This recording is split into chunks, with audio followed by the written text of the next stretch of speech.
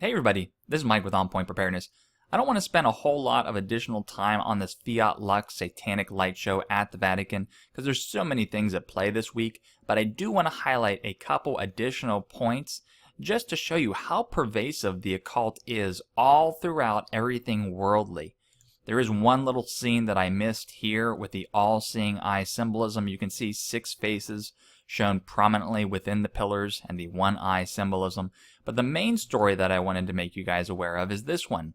Catholic leaders react to the Vatican's climate change light show and say that it is sacrilege.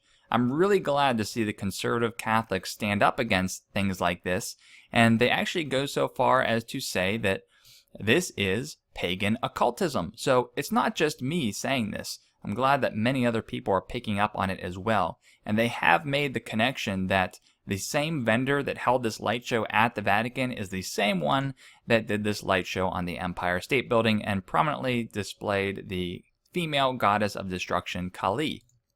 But here's an additional point that they covered, which I did not, and I really wasn't aware of it. One of the foremost artists behind all these digital projections is named Android Andrew Jones. And here's some very interesting information about this character. Jones, one of the world's foremost digital painters and projection artists, specializes in portraying terrifying images of Greek, Roman, and Eastern pagan deities. He said in an interview last month that he turns to these gods and goddesses by means of psychedelic substances, mind-altering drugs, so that he can portray them accurately. He said the deities are actively involved in guiding his hand as he makes the work. Guys, I just covered this in a video not too long ago, which is all about how to prevent supernatural deception. And we cover in that video how many people are reaching out to the satanic and occultic world via many different avenues, whether it is mind-altering psychedelic substances, whether it is alchemy, whether it is just entertainment and all the symbolisms that are subliminally put into your subconscious. I mean, it is very, very pervasive. So he goes on to say, these drugs are tools that grant portals and access into different realms that I still haven't been able to grasp or say that I have uncovered all of their meanings. They have evolved my ability to discover new and interesting combinations of energy and matter. Some have shown me greater nightmares than I could ever depict or wish to imagine ever again.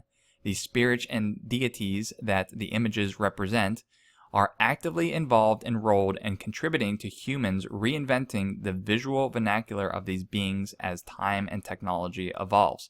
That is crazy. I mean, that is crazy, where he is, so eloquently talking about how these mind-altering drugs are a portal and that they're actively involved in trying to manipulate our dimension. So anyone that commented in my previous video about how I'm just overreacting and making a little bit too much about these symbols and signs in that video, well, take a look at one of the prominent artists and what he's saying about where he derives his artistic freedom and expression. Satan and hell, in his own words. Anyways, take that and digest that for a little bit while we move on to the next topic. On this one, I talked about how this candle configuration really looks like a satanic hexagram. But someone in the comment section said, you know what? It's interesting that there might be 1,000 candles in here. Obviously we can't count them all, but if it is, and it looks like it may be 1,000 candles, that may be in reference to the 1,000 points of light. That is something that George Bush Sr. had mentioned in a very historic speech here, where he talked about 1,000 points of light. And this is a very key satanic phrase that he's uttering here. And George Bush had actually made one of the world's largest charities called Points of Light, and that's what I did this video here about. And I was at a museum with my family, and there's George Bush's Points of Light logo from his 1,000 Points of Light satanic occultic speech, and it was on disaster preparedness kits that were being handed out at a museum that I was with me and my family. So here, ready.gov booths appearing with satanic symbolism. I'll put that link in the YouTube description so you can watch that. It's an older video that I put out about maybe half a year ago. So many of my new subscribers probably haven't seen that, but crazy. They literally are preparing for something disastrous. And the occult symbolism is everywhere around it. I want to show you another connection that I found here. There is a separate company called Fiat Lux. I looked at the domain registry and some other information. It does not appear that this Fiat Lux company is linked to the light show company, but just the energy surrounding this name is just purely occultic.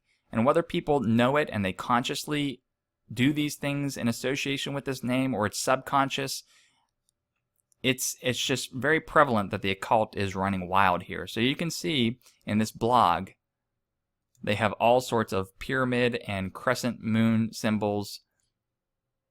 You can see here the goat and obvious hard rock satanic bands. Going down a little bit further, you can just see this whole thing is just wrought with pagan occultism. You see here they have the hexagram as additional jewelry, the all-seeing eye jewelry. Lots of just creepy symbolism here. And then on their homepage, they say, "To the Death, 2016. So again, I don't know if these two are connected, but just very interesting that you have two separate companies with the name Fiat Lux or Let There Be Light. They're talking about a false light, and it just surrounds or is surrounded by all sorts of paganism and occultism. So anyways, guys, I'm going to be preparing for some material about the 11th and 12th and the end of the COP21 summit, as well as this planetary alignment. I'll see you guys then.